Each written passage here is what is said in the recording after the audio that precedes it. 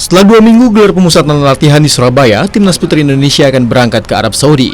Latihan terakhir digelar di lapangan UNESA Surabaya Sabtu sore dan diikuti 26 pemain lokal maupun diaspora.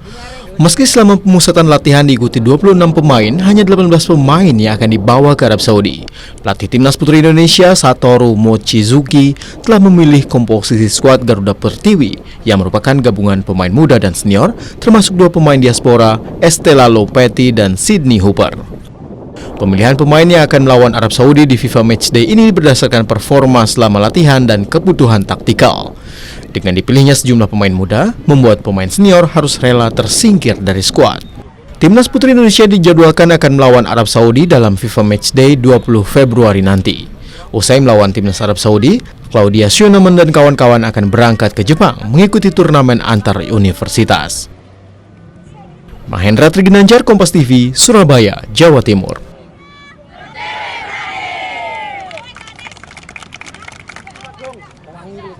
Ono mana ya?